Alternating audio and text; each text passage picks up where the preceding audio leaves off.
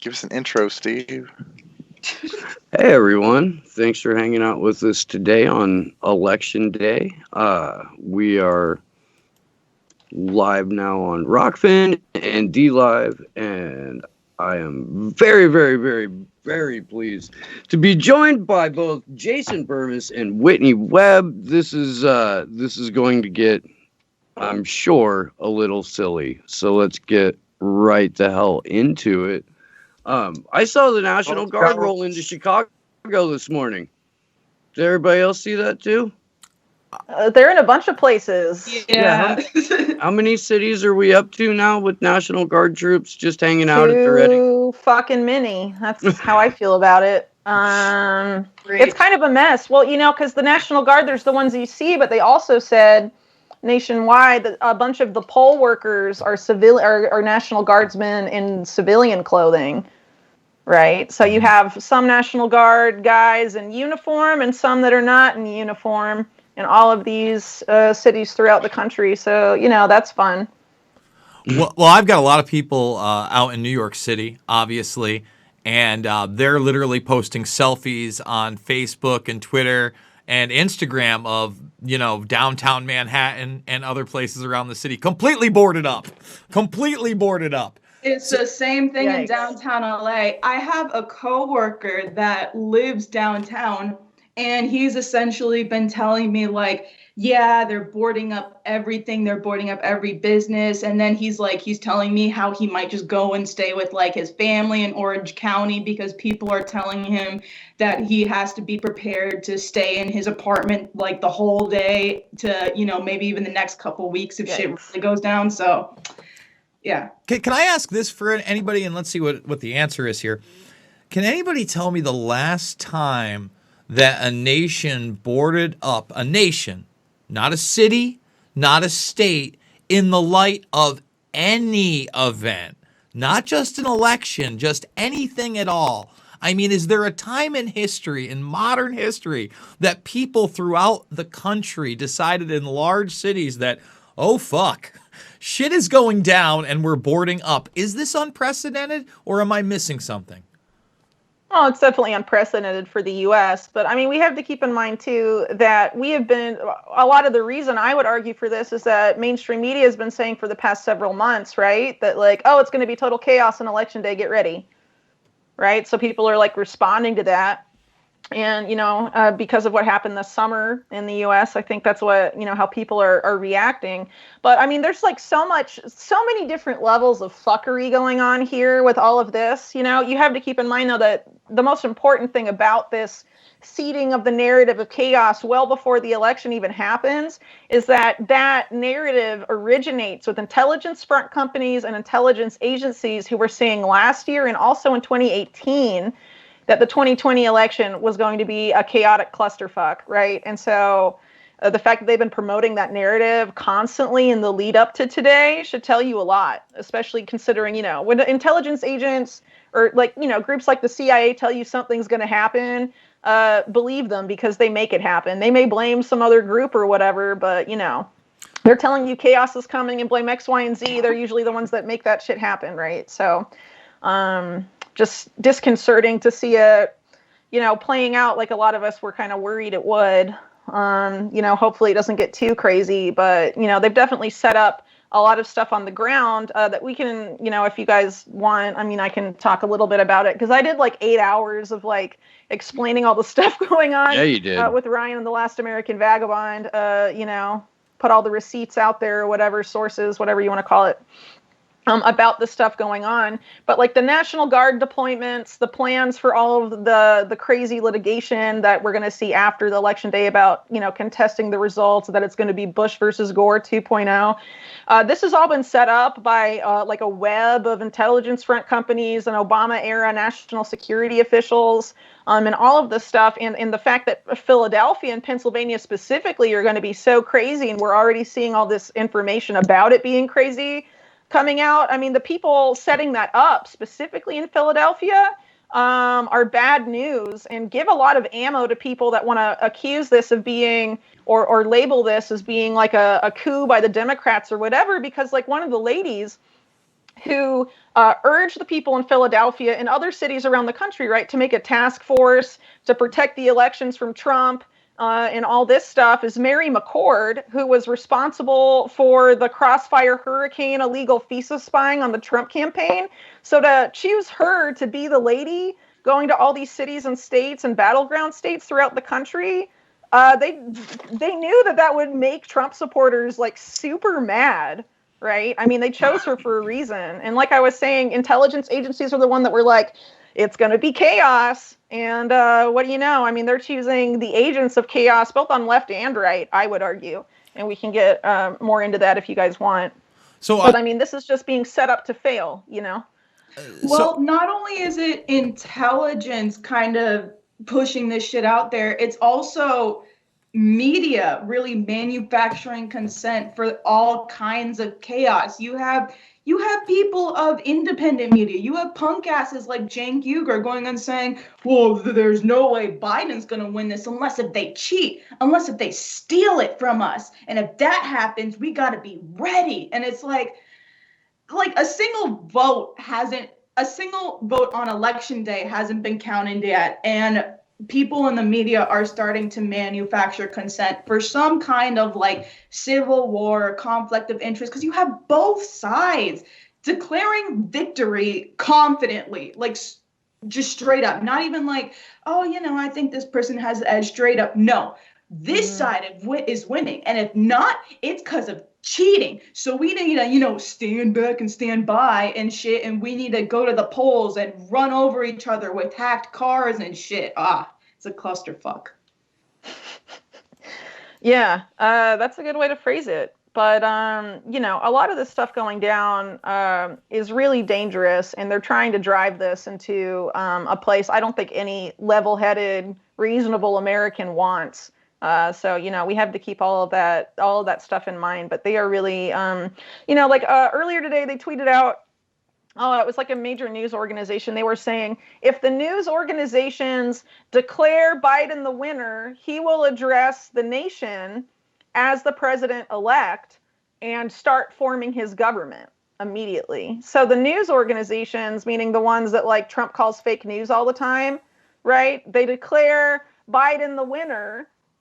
Okay, and then he'll start forming his government. He'll declare victory regardless of what the count actually is. And then, I mean, yeah, I mean, it's going to get nuts. But we already knew this was going to happen, right? Because like the Transition Integrity Project, these other groups gamed out 4 different scenarios of like vote counts and how to create insane chaos regardless of which one of them happens. And the Transition Integrity Project is DNC officials, national security officials, and Bush era neocons and never Trumpers all coming together to game out how to screw everything over. You know, those guys represent the uniparty, the establishment, which most Americans hate, right? And I think they know that most Americans hate them. So I think, you know, at the end of the day, this chaos that they gamed out how to create is how they're figuring out how to maintain, you know, control over how things go from this point out, right?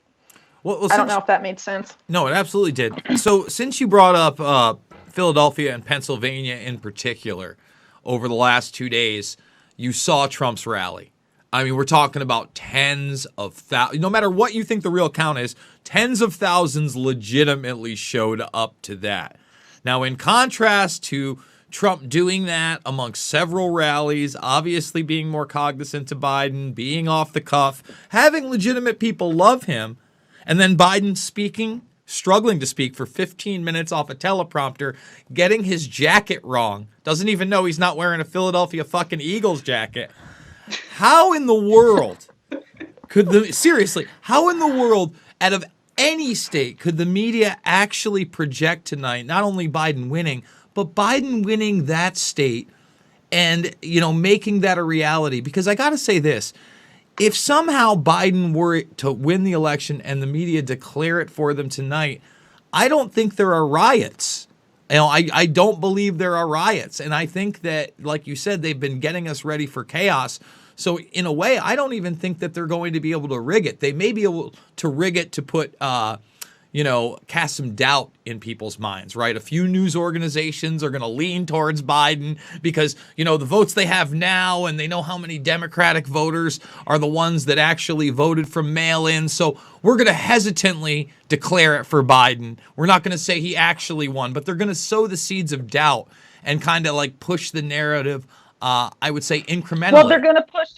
Sorry. No. They're going to push that red mirage narrative, if you've heard of that. Yeah, exactly. But I mean, do they do so in an incremental manner? In other words, it's not all the media that declares Biden the winner tonight, right? But it's some of the media. And they say, we're going to have to wait another week to make it definite. But, CNN and MSNBC have called it for him, and we should have the results by November 10th. And then all the Democrat establishment can say, see, we need an extension till November 10th, but then the legislation will say, we can drag it on till God knows when, until they get that lovely Pelosi scenario in January. I think we're going to have Go ahead. both campaigns declare victory tonight. Totally. I do agree that sowing doubt or chaos is much more important than the media declaring for certain that, Biden or Trump is the president. I think that as long as there's the fear of the unknown, that can be weaponized and used to manipulate people. And I mean, even Jason, when Greg Palast was on with you guys, the Union of the Unwanted show a couple of weeks back, like he was going so hard at that, like the Proud Boys are gonna burn down ballot stations, and they're gonna show up with like 18 tanks, and it's gonna be chaos, and like he kept saying Boogaloo Boys. I don't even know they exist. Like he was actually, when he brought up, like, all right, the Proud Boys are one thing, and saying that Roger Stone runs them is a little bit more than absurd, but okay. Maybe I can run a little, I can jog with that narrative, Greg. But then when you bring up the Boogaloo Boys, fun to jog with. right? It's seriously, but when you say the Boogaloo Boys, it's like full stop. I tripped over my shoelaces, because now we're talking about literally imagination land right-wing activists that like to dress up like Hunter S. Thompson. Like, what the fuck are we talking about here? Hey, but the Boogaloo Boys, it's worth pointing out, the ones that have been arrested for acts of violence, a lot of them were active duty military. Why have these people that are fear-mongering about them not brought that up? They're working for the Pentagon right now. I mean, that's not good, especially when we can talk more about this later too, DHS and the FBI's Joint Counterterrorism Task Force pivoting to try and gin up the domestic terror threat, because the National Security State announced earlier this year that another 9/11 is coming. They can see it building, meaning they're creating it, and they can't stop it, meaning they don't want to stop it. And that it's going to be white supremacist, right-wing terrorists. And that they're creating that, manufacturing that threat. So the fact that we have the Governor Whitmer plot being led by an FBI informant who was paid $24,000 to set that shit up, right? Happening, and that's what they're pointing the finger at, being like, look, militia violence on election day, and then the Boogaloo Boys being the other group, and they're like full of active duty military. Why are people not like scratching their heads and being like, what? I mean, Trump derangement syndrome does that to people. They're all emotional and be like, Trump is the source of all chaos and problems in the United States. I mean, that's fucking clownish. And the fact that people are going to point like I don't want to shit all over Greg Palast or whatever, but why doesn't, if he's so concerned about voter fraud as an act, why doesn't he talk about how the DNC has rigged their past two primaries for president in a huge way? So it's something that happens with both parties. In Palast's defense, he does talk about that during primary season for like a week. And then immediately pivots to, here's how the Republicans are going to steal the next election. Like, to the point to where he wrote a book called How Trump Stole the 2020 Election and released it in like, August or something like that. I mean, it's farcical on its face. But he does. He'll like for 10 minutes he'll act like he pays attention to what the Democrats do in their own party in their primaries, and then immediately will pivot and be like, but the general election's the thing that really matters, and here's all of these different ways that the general election can get stolen from you. Although I don't know if he said anything this year. He did in 2016. Mhm. But the Democrats blatantly rigged their primary this year too. Horribly to the so. point Mhm. to where they hired Shadow Inc. To where they hired Shadow Inc. Bro, to LA where they put. County had $300 million to get their shit together. We, by the way, we still don't know what happened with that $300 million because we went to that Board of Supervisors meeting and they didn't tell us shit about it. Okay. And they proceeded to tell like almost every activist there to just shut up and like, listen, you got 60 seconds. As soon as 60 seconds pass, we're going to mute your mic. Now shut up and get out. And and that's on top of all of the gaslighting shit you have to deal with. It's annoying as hell. So, I mean, if there's anything that like, you know, we should be concerned about this election though, when it comes to rigging is how the flying fuck the mail-in ballots are going to be counted. Because it's like, I honestly don't even know if this election will be something that's dragged out because they've been counting the early votes and the mailing ballots for like weeks. It's going to be dragged out. They've already said they're going to drag it out. Pennsylvania and Michigan, the swing states, said they won't start counting most of their mail-in ballots and things that already came in until after Election Day, meaning tomorrow. So, I mean, they're going to drag this out. So, like, this whole election chaos scenario, you know, it's not just going to be like a one-day event where like all the chaos, whatever, you know, it's not going to be like a 9/11 style day where like, oh, it happens and then it's over and then we recover from it. I mean, the way they've gamed this out, they call it, you know, like the TIP, the Transition Integrity Project people, they call it a dark 11 weeks between Election Day and Inauguration Day, and then all that narrative of the dark winter, the darkest winter, and all this stuff, right? I mean, they are converging, and even the DHS officials, you know, say this stuff. They call it, this one DHS guy, like last month, he said, we have a witch's brew of all these awful things converging in this period between Election Day and Inauguration Day. I mean, they are going to hit us in this period with a ton of shit. I mean, they're going to not just throw the kitchen sink at you, they're going to throw the bathroom sink, the toilet, and the bathtub. You're going to get hit with all that shit at once. And they basically are prepping us for that. So this is when that period starts today. We won't see everything that they've been telling us they're going to do today necessarily. You know, they're going to drag this out. And then it's going to provide a smokescreen for all the shit they want to do. They're going to roll up all the censorship fucks. They're going to take down all these outlets. And of course, like starting right now, BuzzFeed just released that article that essentially proves what we already knew, but just on BuzzFeed with regards to the fact that Julian Assange, surprise, surprise, he never colluded with Russia to obtain the DNC leaks. Wow, really? So you mean we should seen that, right? The guy who has a 100% like true record, who's never had to retract anything from his outlet, WikiLeaks, like we should have trusted his word? Really, BuzzFeed? No way. And of course, the story's going to get buried by all of this horse race shit. And then once it drags on, all of the censorship that's going to come is going to get buried by this horse race shit. And if it drags on until January, then Julian's extradition decision is probably going to get buried by horse race shit. So, yeah, the Electoral College has until January 6th to read out their ballot total. Like, I don't even think they meet for a couple of weeks. Well, they've already told you what's going to happen with that shit. They've said dueling electors, and this was also a thing from the Transition Integrity Project, but now it's been in mainstream media and they've cast it as inevitable.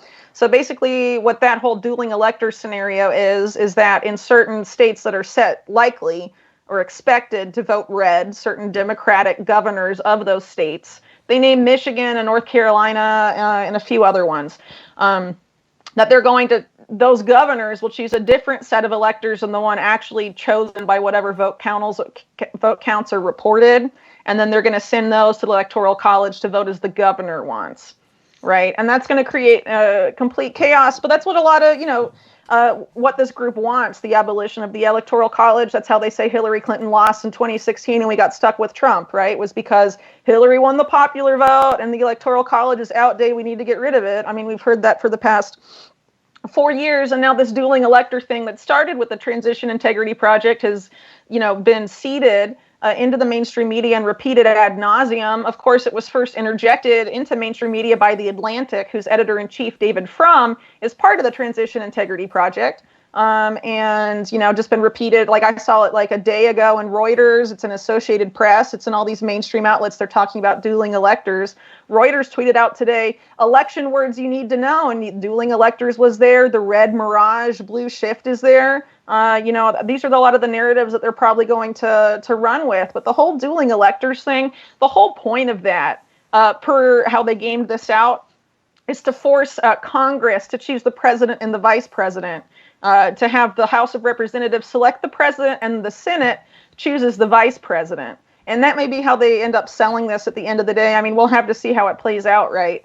Because they're controlled by different parties. So you'd end up with a president that's chosen by the Democrat majority House, and then a Senate that's Republican majority that chooses the VP. So what would that be? Biden and Pence?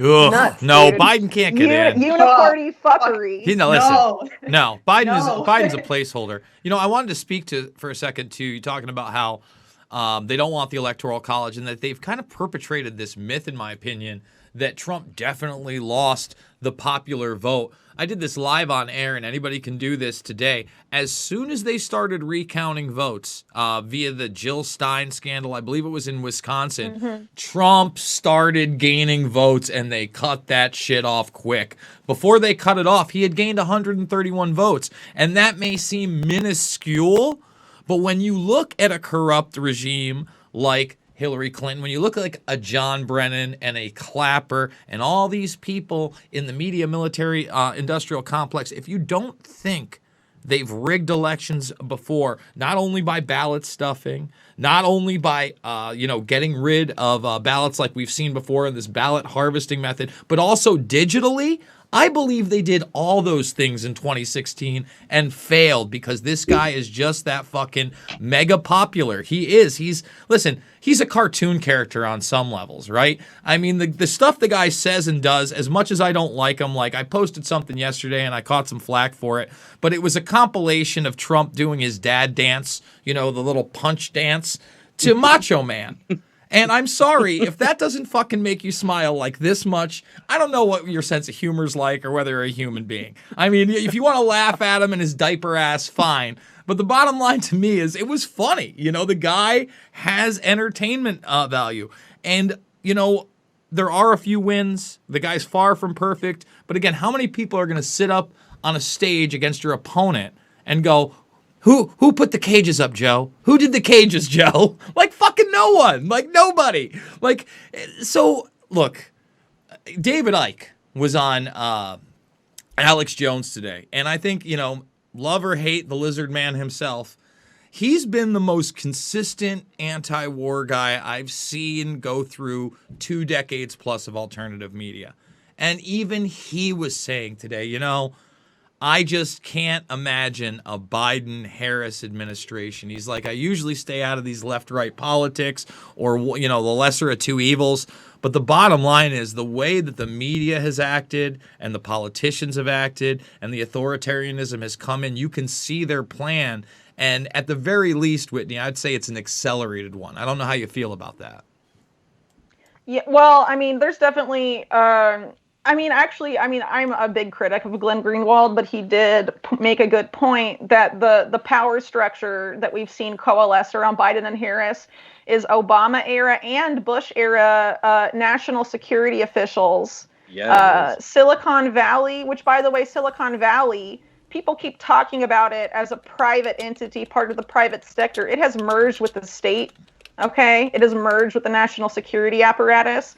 So that behemoth that clearly has a very Orwellian, totalitarian vision for the future of the United States has coalesced behind Biden and Harris. I mean, this is obviously very alarming. But, when it comes to Trump, I honestly think at the end of the day, Trump is really just a persona. He was like Ronald Reagan was an actor, and the real guy in charge was Papa Bush. Yeah. Right. I think Trump, a lot of his posturing, he's a good showman, right? And for a lot of people, that support him.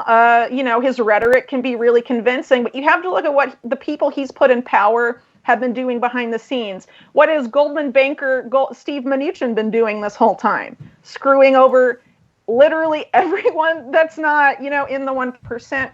What is, and this is really important in talking about what a Biden-Harris administration would likely usher in. What has Bill Barr been doing this whole time? He has been setting up the foundation for a pre-crime, Silicon Valley-powered police state. And he set this up last year, and they've been beta testing it in states throughout the country.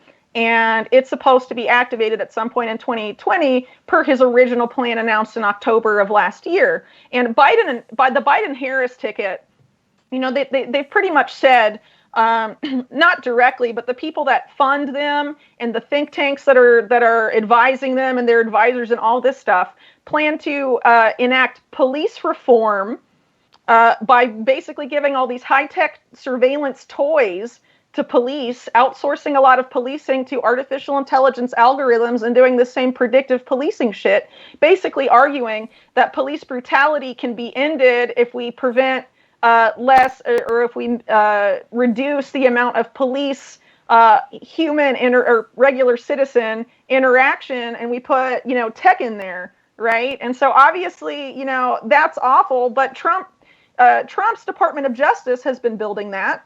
DHS under Trump has also been supporting that. And it's worth pointing out, DHS under Trump, at the beginning of October, a month before the election, they put out a Homeland Threat Assessment. And in there it says examples of Russian disinformation, anything denigrating Joe Biden. Are you kidding me? That's Trump's DHS in election season saying you're Russian disinfo and you can be deplatformed for foreign interference for criticizing Trump's opponent in election season with a month before the election. Where was pro-Trump media on that? I mean, they won't touch these issues. Why won't they point out how, the national security state is setting up to demonize them right away? It's nuts. And to me, that, really shatters a lot of this two-party paradigm stuff. There is an effort by intelligence agencies in the permanent government, whatever you want to call it, to usher in a sort of police state that's powered by high tech and essentially governed by this merged apparatus of the national security state and Silicon Valley. And we're seeing that, maybe Trump is talking against it and saying Silicon Valley bad publicly, but what has been happening during his administration? We have to pay attention to this. A lot of the stuff that I report on, the dangerous steps towards that, including the steps that have been taken under the guise of COVID-19 relief, have happened under Trump. And obviously Biden and Harris are openly backed by Silicon Valley and a lot of these national security officials. So, maybe they'd take the mask off a little bit. But if Trump's reelected, he doesn't have to pander to his base anymore. People have to keep that in mind. There are certain things Trump couldn't do or couldn't say because it would certainly threaten his standing with his base. Operation Warp Speed is one of those things. He promotes it, but he, tries to sort of posture himself as anti-WHO. And anti-Bill Gates and anti-vaccine to an extent. But Operation Warp Speed, if you actually look at what's going on, I mean, he's technically responsible for that.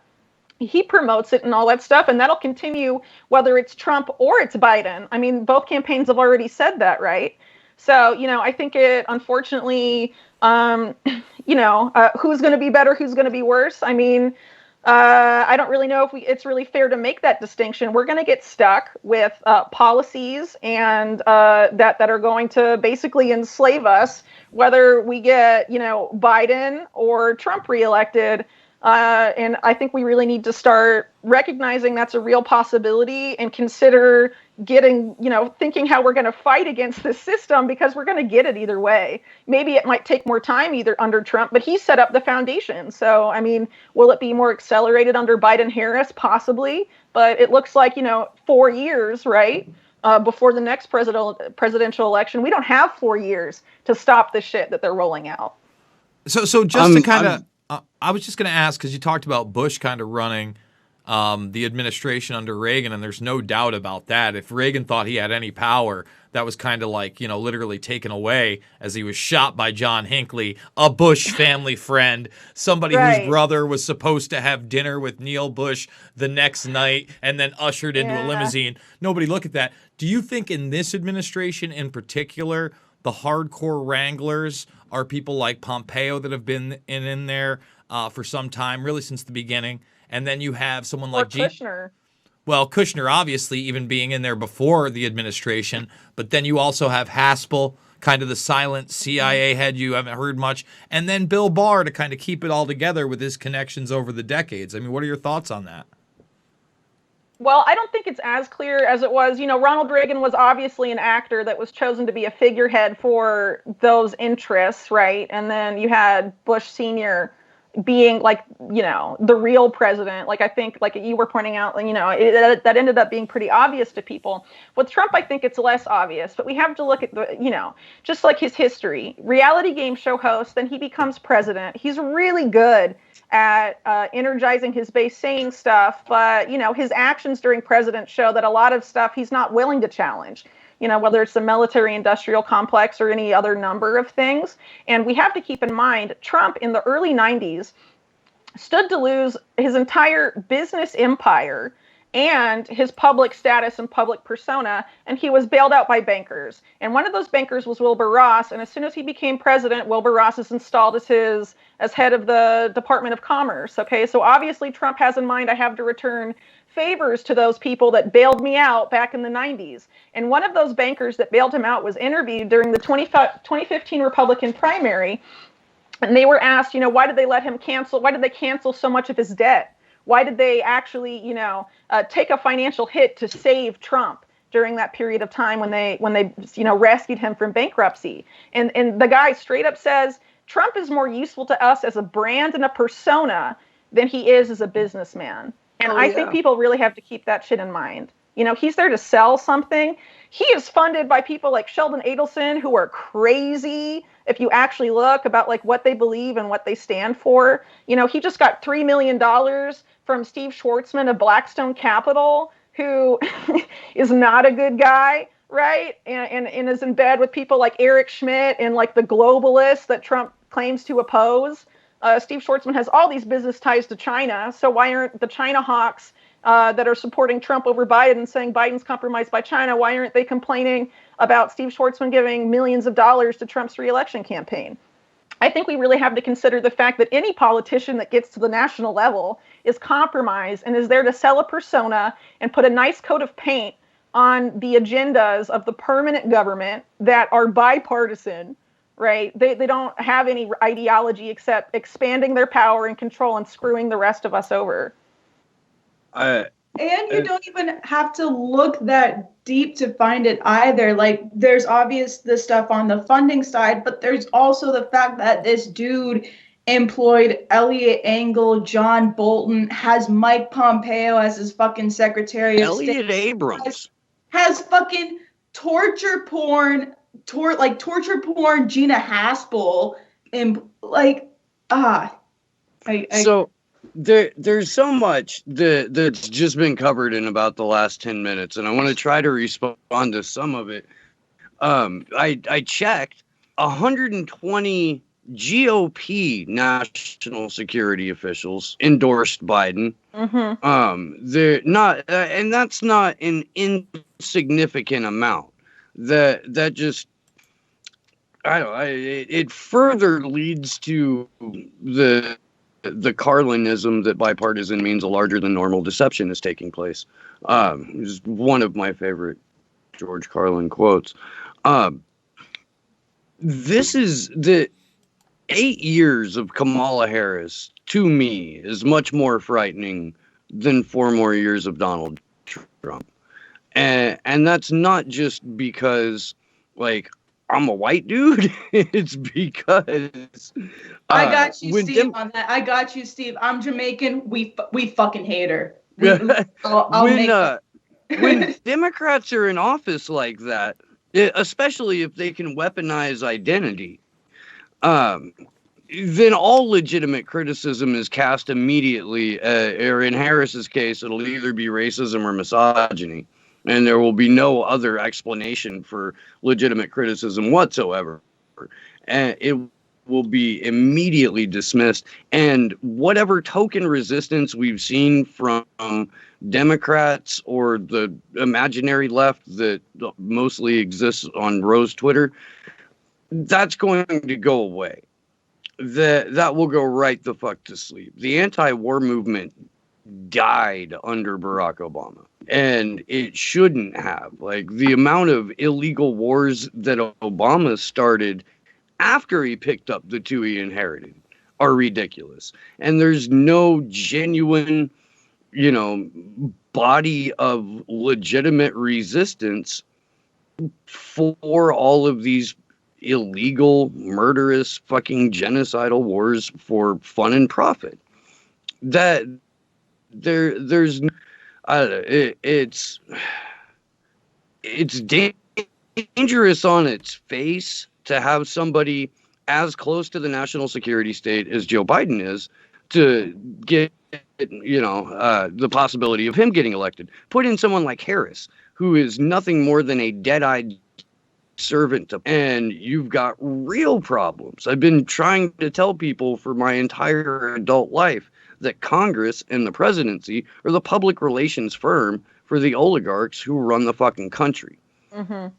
The power that Congress has is to take the legislation presented to them by lobbying organizations or the national security state and try and see what they can do to make sure that their constituents get a little bit of a taste off all of the billions and billions of dollars that are running into it. And that, like, they're low-grade middlemen. They're not going to solve your fucking problems. Mm-hmm. Can I just talk about a low-grade middleman for a second, especially because we've talked about the possibility of a very authoritarian administration coming in under Biden, and I kind of want to wrap it into Operation Warp Speed. Just this week, Governor Andrew Capo Cuomo has said that we need all 330 million people to be vaccinated twice. 660 million vaccinations from somebody who arguably has passed the most authoritarian executive orders in the entire country under this and is being floated around as the attorney general for the Biden administration, while his New York State Bar Association has already put it on paper back in June that they think it should not only be a mandatory vaccine for New York, but the entire country, and that the Constitution in two separate places has failed us. So I'd like to get your comments, Whitney, on where you think the Capo Cuomo may fit into the mix. Hey, well, I don't know if it was the second or third part of my super long election video special. Tons of ties to Andrew to Cuomo in the software side of the fuckery going on right now. And so it's no coincidence that he totally sold out New York State to Eric Schmidt and Bill Gates and all of this stuff. So of course he'd be on board. For Operation Warp Speed, he already, before any of this COVID-19 stuff happened, had New York ready to have 5 smart cities built in it starting next year, and they're not going to even be built by American companies. They're going to be built by Israeli companies. Unit 8200 and all of that stuff. I mean, that's pretty crazy because it was framed as a bipartisan initiative, but there are no American New York companies building smart cities in Israel. So it's clearly a one-sided thing, and it's totally out of control. Eric Schmidt wanted to build smart cities in Toronto and Canada. He wasn't able to, and now Andrew Cuomo has essentially sold his state out to be Eric Schmidt's dystopian playground. It's totally out of control. A lot of people that Joe Biden has fielded for potential cabinet positions are total disasters waiting to happen. I fully expect that you'll have the worst of the establishment Democrats, but also some establishment Republicans thrown into his administration. He'll frame it as bipartisan, like I said a little bit earlier. But his Secretary of the Treasury, for example, that he's fielding is Gina Raimondo, who's the current governor of Rhode Island. He used to be a big-time Wall Street venture capitalist. So really not that different from having, someone like Steve Mnuchin, a Goldman Sachs banker, in charge of the Treasury. The same plundering will continue. And it's worth keeping in mind, too, that Biden was obviously vice president during the Obama administration, the cabinet for which was chosen by fucking Citigroup. Right. So to think, the people, the clowns in left-leaning media who are like, we're going to just elect Biden and push him left. Have fun pushing these dudes left. Have fun pushing Andrew Cuomo left, dude. Like, I mean, you're deluding yourself if you think that is going to happen.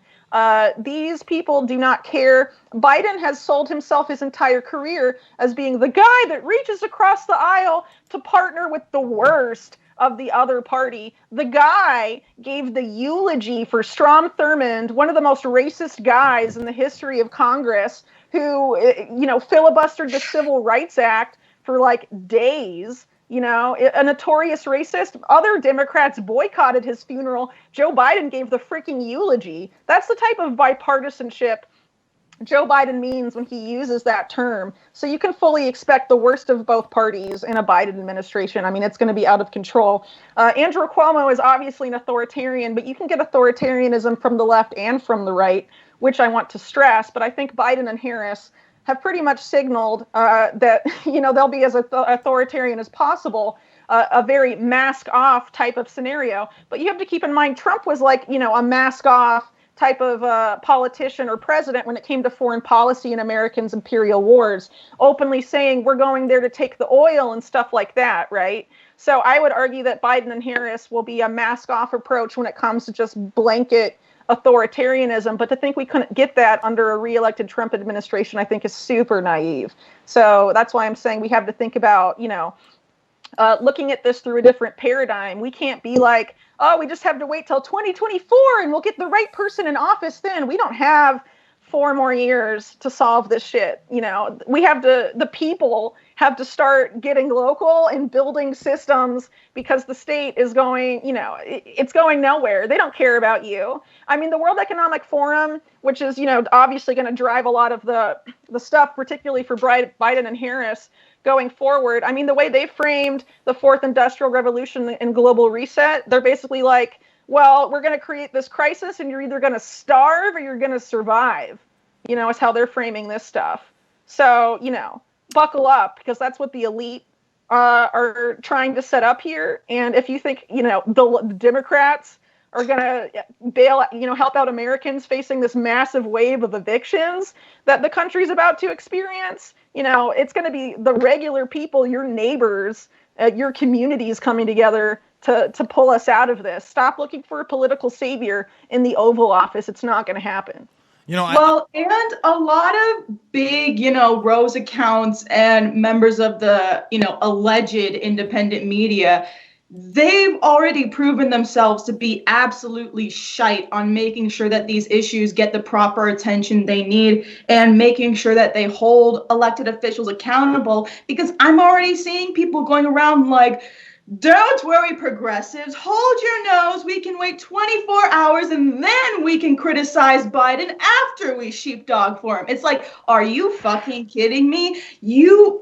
This is the best time to hold him accountable when he's depending on your vote. And all you're doing is sheepdogging for him and sitting at polls, handing out water to people and going, yeah, vote for Joe Biden, vote Trump out. This is what we need. And then they want to come at people like us for being like, oh, well, you think that there's no difference between the Democrats and the Republicans? Like, what's wrong with you, bro? It's like, do you really want me to show you who's funding these parties, who's funding Biden and Trump, like their policies, the absolute, like, look at where they align. They align on the worst types of policies, and it's always the most racist, corporatist, imperialist shit that they aligned on. And you think that that can be reformed, and you want to tokenize persecuted minorities to try and advance your agenda. You can fuck all the way out of here with that bullshit. That's what I'll say. I just wanted to go back to maybe a bit of an ironic statement that Whitney made about this Biden and Harris administration being a kind of mask off on authoritarianism, seeing the opening statement and promise of that authoritarianism will be a nationwide mask mandate of mask on. So they kind of have taken the mask off by saying it doesn't matter, who you are, you're wearing a mask. It doesn't matter what the science says. It doesn't matter how many cases there are. It doesn't matter how many people have died in your state. We're going to take that. And that's a real, in my mind, a precursor to what they're getting you ready for on these mandatory vaccinations. So I guess, is there any hope, Whitney, that even in a Trump administration that these vaccinations won't be mandatory? Obviously, we can't trust the guy, but we have had Scott Atlas now on a couple of occasions say it's not going to be mandatory, and Trump at the rally last night actually say that he was going to be firing Fauci. Basically, the fire Fauci chant started up, and he said, we're just going to wait a little longer, and then we'll get rid of him. Like he said it. Yeah, Well, you said we need to get through the election, or wait Yes. until after the election. Yes. And we've got a surprise for you. Yes. Because, it's Trump. He's got to make it sound like there's a special episode coming up. On election day, or right before election day 2016, all the chants weren't fire Fauci, they were lock her up, and it was Hillary Clinton. And then Trump gets in and he's like, well, she's had enough of she's had a difficult time, so I'm just going to let her slide, I guess, and let her go retire in upstate New York. And, She said she'll stay in the woods. Right.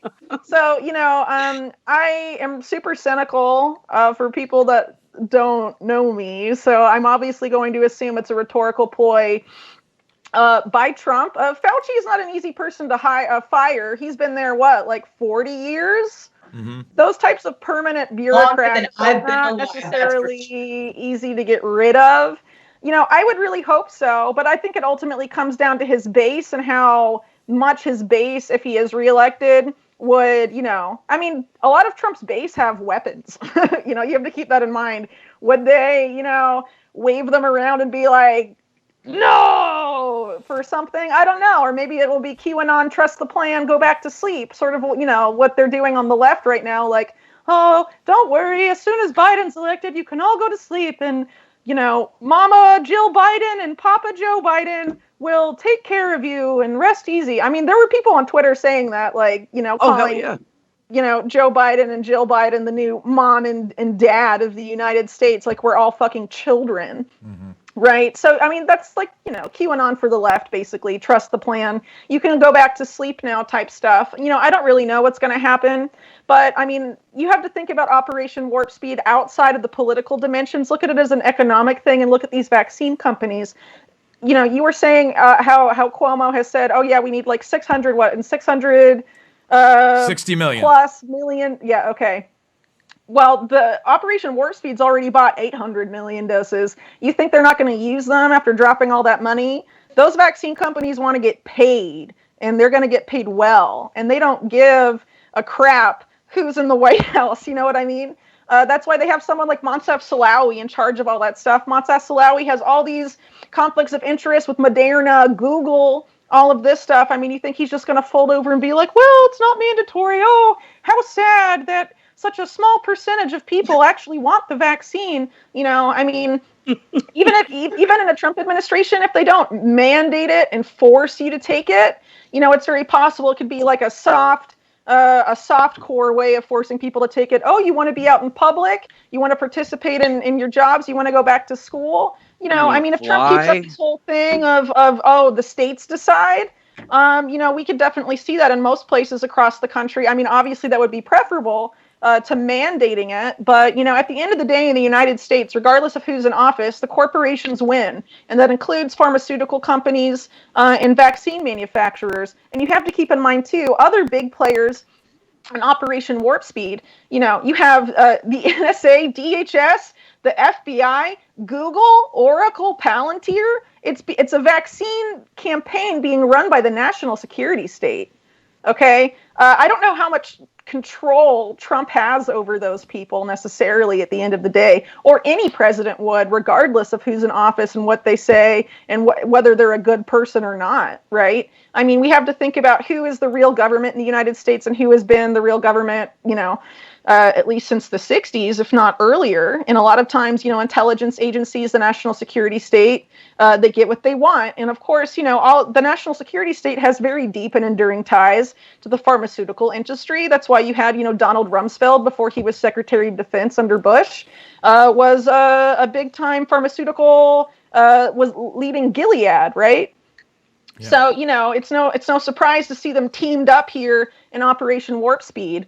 It's really disconcerting. And you have to think about people the seediest people in HHS right now, like Robert Cadlick, appointed there by Trump, right? So, at the end of the day, it comes down to rhetoric or whatever.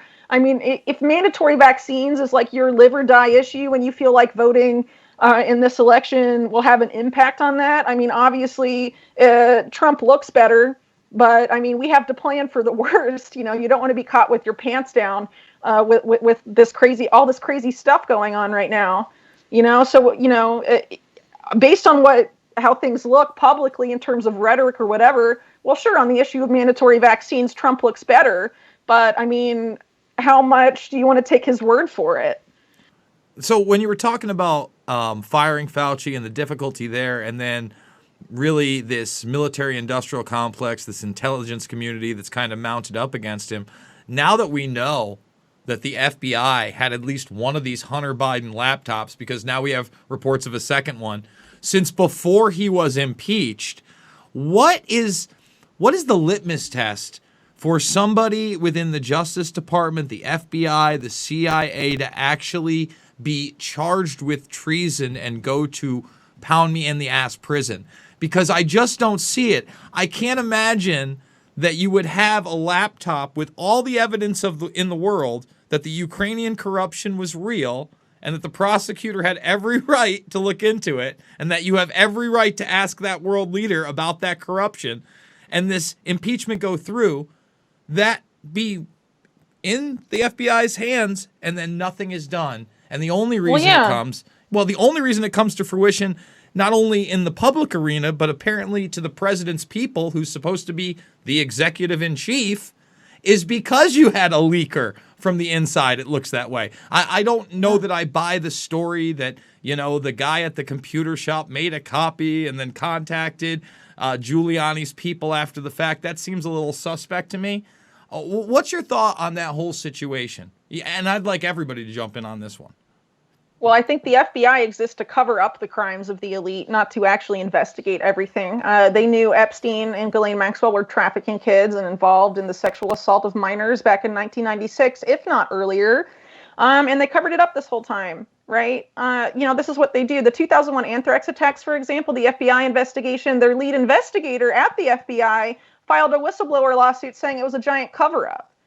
This is what they do. The first director of the FBI, J. Edgar Hoover, was a nasty piece of shit, and he was blackmailed from the very beginning by Bill Donovan of the Office of Strategic Services, the precursor to the CIA, and the National Crime Syndicate run by Mayor Lansky and Lucky Luciano. And that's why he never went after organized crime. And so once that same organized crime syndicate fully and formally merged with the CIA under Alan Dulles, the FBI has been covering up their crimes this whole time. That includes all the big crimes of, the past quarter century and before, right? So, I'm not really surprised this is going on, but, it's outrageous. Obviously, Christopher Wray has clearly done Trump no favors, and I'm once again surprised to see pro-Trump media not going after that guy more. Same with DHS's Chad Wolf and some of these other people. It's like they don't want to throw fire on these people, but like the FBI is not doing Trump any favors, but they're also a key part of this new pivot from the war on foreign terror to what they've signaled this year is now going to be transformed into a war on domestic terror. And now they're basically framing people that are Trump's base and trapping them in domestic terror plots, which they were doing to Muslim Americans after 9/11. And now it's Trump's base, essentially, militias, the Proud Boys, whatever groups like that they're, trying to ramp up as the new domestic terror threat. Right. And that's Trump's FBI. And this is what the FBI does. Right. I mean, they don't exist to investigate any real crime, in my opinion. Well, and there's the fact that a lot of the more dangerous white supremacists, racist, imperialists, they're all currently in the FBI and CIA right now. So if you want to combat like white nationalist terrorism or any of that, the best thing to do would be to look into the DHS, the FBI, the CIA, not beef up those organizations, which is what everybody wants to do, Democrats and Republicans. So, yeah.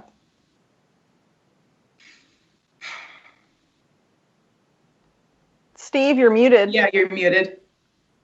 God damn it. The FBI is the original incarnation of America's secret police. What they're there for is to act as the brute squad or the goon squad for the state. The idea that they're going to somehow change the entire structure of the organization to do the right thing is a little bit hard for me to wrap my head around. The only times we see the FBI stopping some sort of plot is when it's their own plot that they paid somebody to set up, so that they can be like, look, we did it. We got the bad guy this time. Yeah, that's Dave. Yeah, he's part of our company softball games. But anyway, we stopped them. We got the bad guys. We did. That's all you need to know. Don't focus on Dave. Focus on us doing the right thing here. They're a deeply corrupt, deeply cynical, deeply disingenuous organization, especially when you compare what they do to their marketing. So I guess my big question today is, when does it start to heat up tonight to where the campaigns not necessarily have to declare victory or concede or do whatever they're going to do, but make some kind of public statement? And do we see unrest in any major city following that first wave of, I guess, media fear-based reporting? Well, I think it's hard to say exactly when things are going to go down, and I don't really want to paint myself into a corner trying to put dates and times on stuff. What we've been told, right, at least what we can expect, is that in this period between now and probably sometime in January, a lot of crazy stuff is going to happen. Already today, we've, into the lead up to today, we've seen, the seeding of concerns about poll watchers, concerns about voting machine malfunctions. But I think we're in store for a lot more, including this. One of the main things that I'm concerned about is this cyber attack narrative that has been pushed out really hard by people like DHS's CISA, which, by the way, CISA was created because back in 2016, if you remember, instead of states complaining that they were being hacked by the Russians, they were complaining that they were actually being hacked by DHS. And in order to get around that problem, in 4 states to cooperate with DHS on their election infrastructure and critical infrastructure, CISA was created in 2018, and it's currently being run by a former high-ranking the vice president for all of Microsoft's government contracting that managed all of Microsoft's operations with the government is the guy that's in charge of CISA right now. And, he's been lobbying hard for things like Election Guard, Microsoft's solution to all our voting machine woes. It would be a shame if something happened to your election system while Chris Krebs is overseeing it. And Microsoft Election Guard became, the new software running on all voting machines. It's like a fox guarding the henhouse type of situation. It's out of control. And the other thing that really concerns me is that we have had Israeli officials say on and off the record that they want the U.S. to be goaded into a military confrontation with Iran before Trump can be replaced in the on Inauguration Day, sometime between now and Inauguration Day. And what better way to have the Iranian cyber attack or Iranian hacking or Iranian meddling take place and attack our democracy and justify something like that? I mean, they have set all of this stuff up. One of the main companies that have seeded this whole thing about Iran is hacking our critical infrastructure has been Microsoft.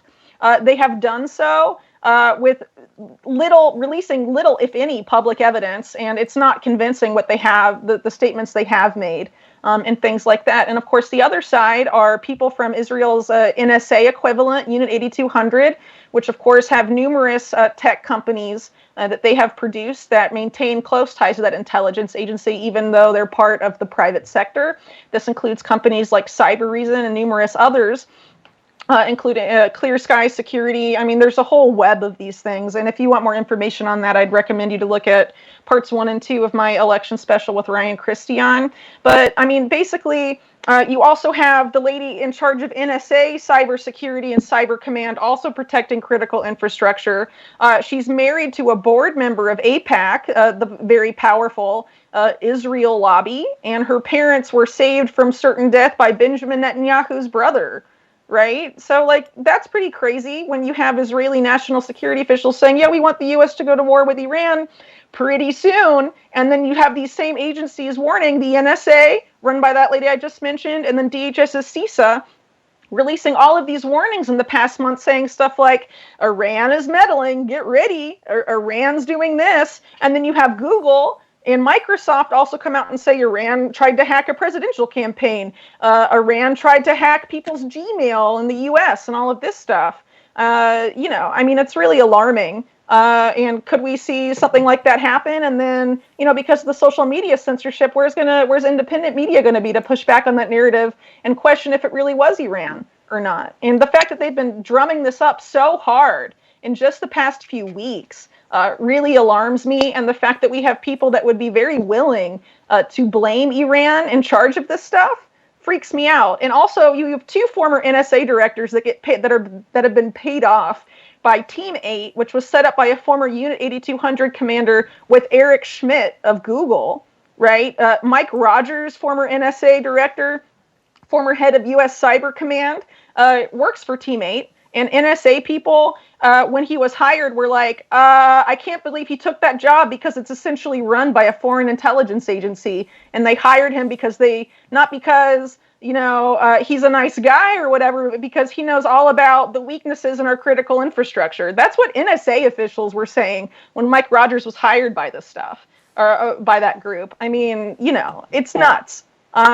And I really hope it doesn't happen, but they've been setting up this narrative and you know, they've been doing it for years, but just in the past month, I mean, it's almost, in even the past 2 weeks, like every day or every 2 days, they'll issue another warning about cyber attacks from Iran or China. You know, I mean, they're definitely gearing up for something. And now abroad in Europe, you have like the UK announcing that there's going to be an imminent terror attack now today. You have France on lockdown, acting like they're going to have another terror attack. You had Austria hit with this attack like just the other night. I mean, they are clear. There's something clearly building here that I think should really alarm us all. That's much bigger than just the U.S. election. So, I mean, obviously we have to see how it develops. But all this seeding of a dark 11 weeks, a dark winter, darkest winter, this push for war with Iran, and all of this stuff. I mean, yeah, I think things are going to get bumpy. When they'll get bumpy? I mean, I'm not going to put a date on it, but I mean, we need to be prepared for this stuff.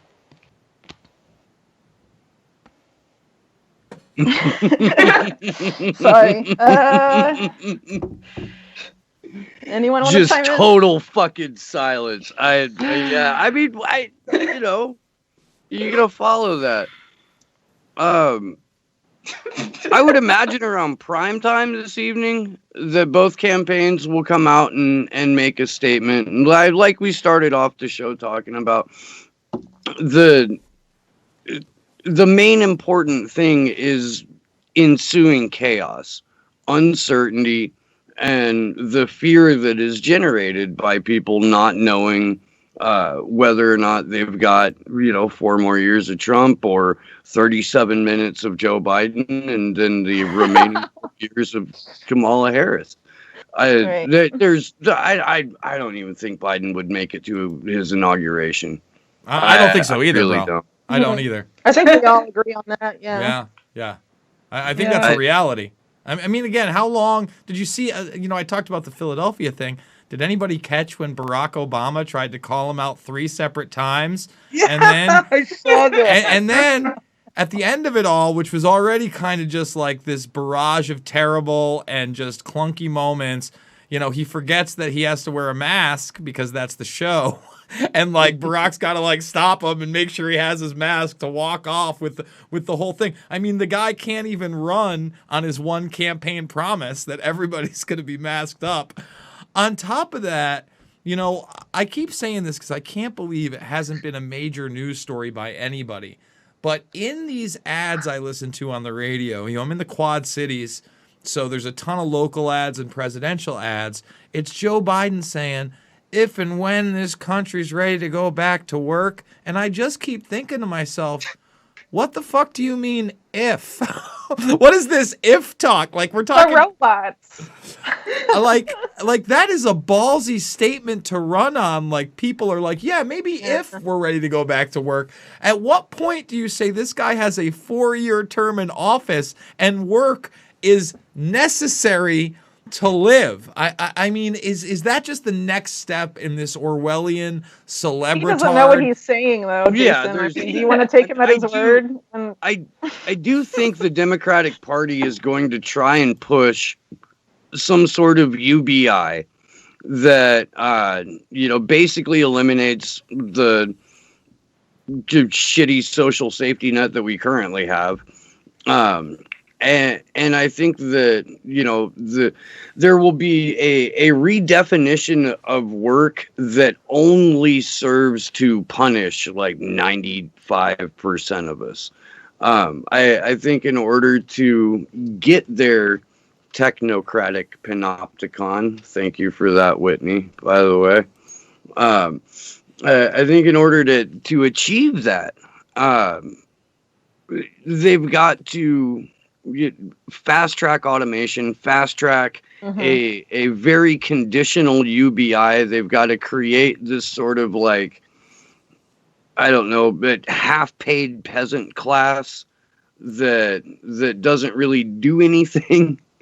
Neo-feudalism. Yeah, no, I agree. I call it. Yeah, I think that this is it. This is the automation nation, UBI, getting ready for a transhumanist ploy.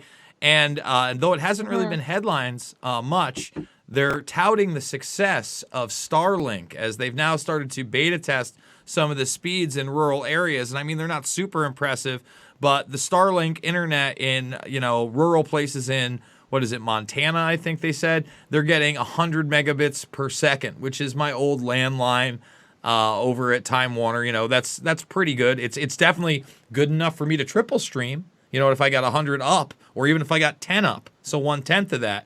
So I imagine it's going to be more of that push of, look, everybody's going to be taken care of by our DARPA internet, Starlink's cousin.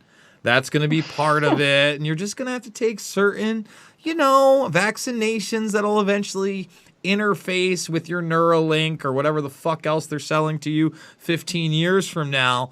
And we have to push back hard. Like I watched the Jones with Rogan and Tim Dillon JRE podcast, right? And people were wetting themselves over it and telling me how good it was. And it had its moments on human trafficking. Still had a little disinformation on the Bohemian Grove I didn't love. But at the end of the day, when you look at it, Elon Musk comes up and Jones looks at Rogan after Rogan tells him he's a nice guy, and he goes, no, I'm sure Elon's really nice. That's not who I'm talking about. Fuck you, motherfucker. Elon Musk is not a fucking nice guy, and I would not treat him as such in an interview. I would treat him like the predator motherfucker he is, and not with these softball questions and, oh, your Cybertruck is so cool, and you used to bang a fucking model. I don't care about that shit. I want to know what it's like, founding PayPal with a cutthroat son of a bitch like Peter Thiel. I want to know what it's like to cut NASA deals with rocket technology that was obviously obsolete 50 fucking years ago. I want to know the real fucking questions, Elon. What's really going on? And for Jones to roll over on that question, and really nobody in the alternative media pushing back on him and that transhumanist agenda, that's a huge problem, because I really do believe he's an intricate part on selling people in that celebritard infotainment culture that this is the way we have to live.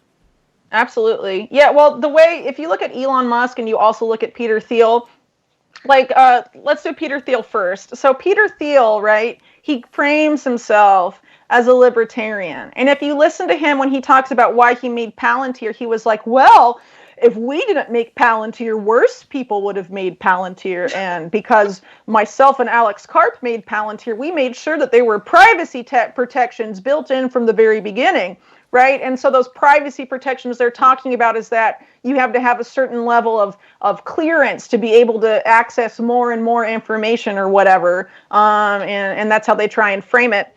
And that's actually the same argument about built-in privacy that the fucking CIA and John Poindexter and DARPA made for total information awareness, right? But that same argument is used by Peter Thiel and also by Elon Musk to great effect. They're like, well, Elon Musk, I had to make Neuralink because if I didn't make it, some bad billionaire would have made it. And I'm a nice billionaire, and I'm cool, and I smoke pot on Joe Rogan. So you can trust me to put the chip in your brain instead of someone like Eric Schmidt or Bill Gates, right? I mean, it's totally a salesman ploy. These people are part of that predator class, but some of them want these guys are narcissists too, right? They want to be cool and they want to have their public persona and have their fanboys and all this stuff. I mean, clearly Elon Musk loves that side of it, so he's just willingly playing that part. He wouldn't be that's the argument these people make, well, if I didn't do it, someone worse would have done it. But dude, I don't want your shit sandwich no matter how you made it or what type of bread you used, shithead. No. So, unfortunately, yeah, good point, Jason. There hasn't been enough pushback on Elon Musk specifically. Even when Musk was like, we'll coup whoever we want to. Oh my God. That guy. Well, it's these things that these technocratic billionaire ass cunts like to do, where they like to position themselves as thy holy watchdogs. Because if we're the humane ones, we don't want to be the evil ones. Me and Steve on Sunday, we talked about this latest Cory Morningstar article where she's talking about the Center for Humane Technology. Yeah. God forbid there's a center for evil technology out there that's trying to blow a hole in the fucking ocean. No, we're going to be the ones doing deep sea mining the right way. We're the cool billionaires. That's us. Watchdogs in this bitch. Let's go.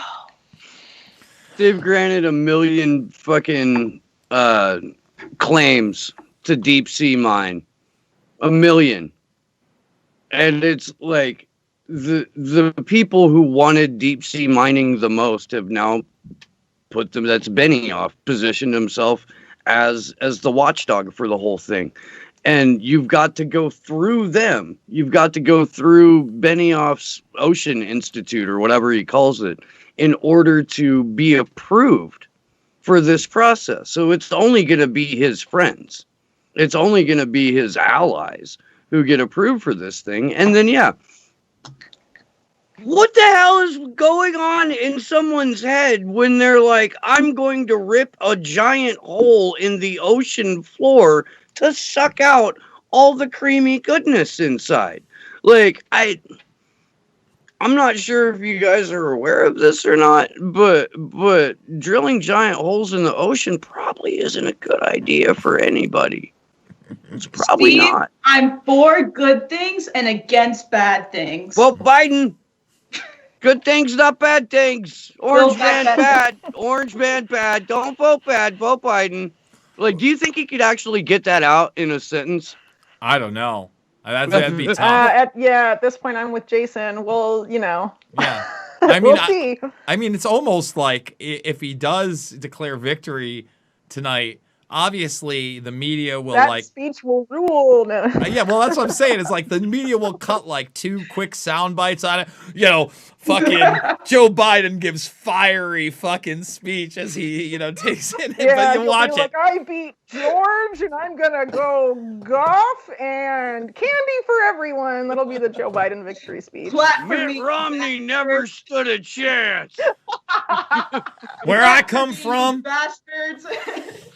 You don't get nowhere unless you ask. I'm Joe Biden. Give me a look. I'm running for Senate. If you like me, vote for me. If not, give the other guy a try. Like, what the fuck are you talking about? Pass me a 12-year-old. Oh man.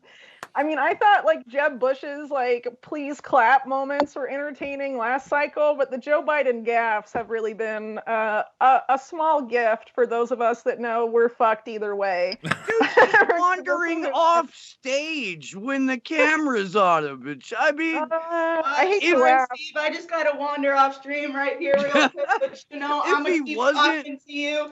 If he wasn't responsible, all rights endowed to us by the thing.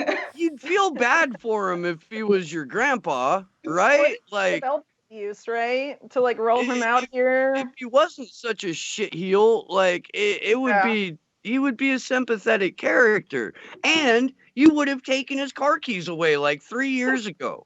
Yeah. You know? But you know the what? First time you found him naked in the freezer aisle at the grocery store. Hey, listen, the thing is, though, 2.5 years ago when he was talking in front of the CFR about, withholding $1 billion from the Ukrainian president, he still had a lot of Joey B in him.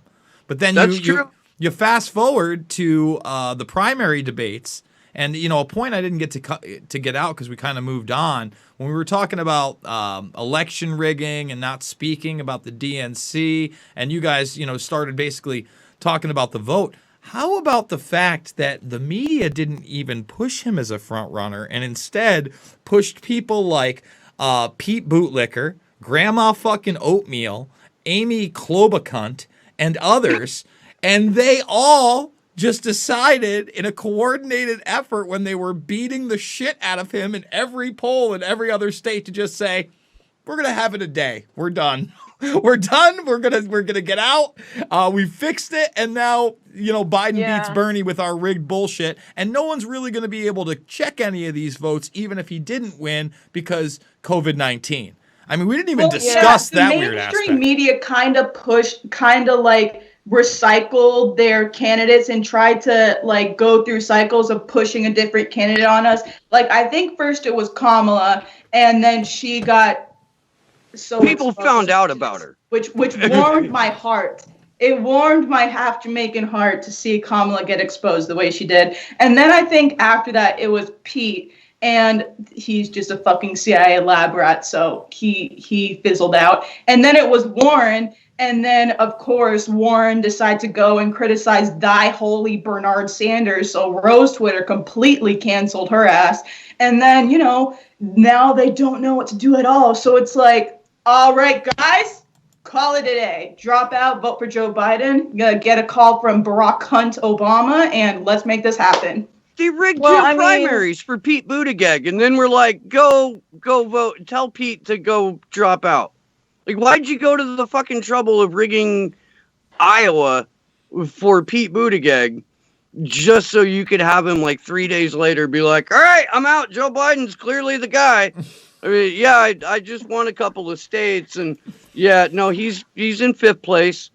Yeah, that's the power that... It was all about stopping Bernie. I mean, whatever they thought would be the easiest to stop Bernie. No one else had a chance of winning in, like, what was it, South Carolina besides him. And I think that's why they rallied behind him, was just out of necessity. And like Jason said earlier, Biden's a placeholder. The person they wanted this whole time was Kamala. She was chosen by the Clinton donors, back a couple of years ago as like the next one. And so, the vice president doesn't have to be voted in or anything in a primary. They just pick them. And so that's the person they really want in office. I mean, I think that's pretty clear at the end of the day. Also, I wanted to bring up, I think a lot of these other people, the younger people, right, especially Pete, whatever his last name is, he's going on mainstream media all the time. And I think they're going to try and march him out maybe for some sort of, higher office thing, or he'll have a position in a Harris administration, the Freudian slip, right, of Kamala a couple weeks ago. They keep doing that, too. Mm-hmm. She's done it like 3 times now. Well, can we roll the dice on it? Would it be... I could see it being Harris Booker, because that was the one that scared me the fucking most. When that was actually happening. I mean, 2 sociopaths that'll smile in front of your face and just do whatever they want. And then you look at somebody like Bootlicker, And they really sold you big on he's a Rhodes Scholar and his military experience. I mean, that he could worked be for the CIA. Yeah, well, I mean, again, that could be one of the most dangerous national security advisors Totally. of all time. Let's be Hey, honest. they'll probably put him in was charge on of the that terrifying- CIA. He worked this for smooth talking about we must shift the paradigms of our democratic bastion foundations in this societal mindset that we live in, and I'm gonna repeat these platitudes in Norwegian for you now, because that's what I do. I wasn't made in a lab, guys, I promise. This is a guy who worked for McKinsey and Associates before he joined the Navy Reserves. Mm-hmm. Exactly. Like he already had a cush job at the destabilization factory, but went straight into naval intelligence, and still to this day in the Naval Reserves is an active duty intelligence officer. Mm-hmm. That's who they put on stage, and people weren't supposed to find that out. And when they found that out, they weren't supposed to be immediately fucking uncomfortable with it. I mean, aside from the fact that he clearly was created in a laboratory in Langley, like that aside. Hey, Steve, but what about his boyish charm? That's one plucky sumbitch right there. I guess I was wrong about him. Boyish charm. He looks. Steve, you sound like leftist QAnon right now, Steve. Be careful. I credit to Aaron Mate for coming up with the phrase "blue anon" to describe the Russiagators and the Rachel Maddow crowd and all those people. They really are blue anon. They really are. Well, I mean, I was referring to Tim, the CIA tool, when I said leftist QAnon, because that's a term I think that his ass coined. Fuck Tim Pool. But Pete Buttigieg or whatever, a thing that didn't get covered about him a lot, and why I think he'd probably be involved in a Biden-Harris administration, is because he in South Bend, Indiana, a tiny town, one of the first cities in the country to install smart sewers and smart city infrastructure in the entire country. I mean, obviously, because he's a McKinsey goon or ex-McKinsey goon, is why he was obviously on board for that, right? But, we're going to see a bigger push for that next year, especially with, like we talked about earlier, Cuomo selling out New York to have smart cities pop up there starting next year. So obviously Biden and Harris, backed by Silicon Valley billionaires, obviously going to be super down for that. And, Pete Buttigieg, whatever. I didn't know how to pronounce that, by the way, for a really long time, since I don't live in the States and don't watch cable news. And I thought it was but a gag for a long time. But, whatever, fuck it. He's a douche. So, I think it's really likely that he may be involved there, right? Because now he's a face people know. He was on, Jimmy Fallon was like, hey, people have given you the nickname Slayer, Pete, because you just slayed the Republicans on Fox News or whatever. I don't know. That nickname made me really think, though, it'd be kind of awesome to see him battle it out as Slayer Pete in the Coliseum or something. Give me some bread and yeah. You enslave me, at least, You know that guy just reds out. Like, when it comes to violence, like, just totally, the lights go out, and then when he comes to, there's, 15 corpses on the floor, and he doesn't know where he went for an hour. Well, there was this one moment on the debate stage where I think he was getting pressed by Tulsi Gabbard on his, shite foreign policy ideas. And he is on that face. You can see he's on that stage, and you can see his ears getting red, and he's looking like a petulant child, like, Mom. There was a debate where he was like, I'm the only guy who's fucking killed a man on this stage. Like, that's how fucking, he was trying to throw his, everything was about his military service. Iran. Mom, they don't want me to go to war with China. Come on, go away. He's a scary dude. I mean, I think that we can all agree that he looks like, if you picked Alfred E. Newman up as a teenager and put him into a black program to make him into some kind of Jack Reacher killer-like character with no soul. Yeah. And then push him into the MI3 stuff, right? And then into the full Manchurian Candidate. Like, that could be the third reincarnation. The Sinatra version's great. I love the Denzel version. But, folks, if we had a Pete bootlegger, fuck Liev Schreiber. I mean, we star him in this film. It's perfect. I mean, he is the Manchurian Candidate. Just how I feel. This whole thing was worth it for fuck Liev Schreiber. That's funny. That's fucking funny. No, man, Pete Buttigieg is what happens when you let unchecked hubris and damn near unlimited money make the decisions in your party. You know, Mike Bloomberg, Steve. I don't even know what Bloomberg is. Like, I haven't even been. Yeah, he's a fucking cipher to me. I'm sure that Bloomberg, when he wakes up in the morning, makes a report to, some handler at Mossad or something like that. But I don't. He reminds me of a more well put together and with more resources Ray Cohn. I'll be quite honest with you. He has that same kind of dark persona. He's not as, I guess, media frenzied as Roy Cohn is looking for headlines.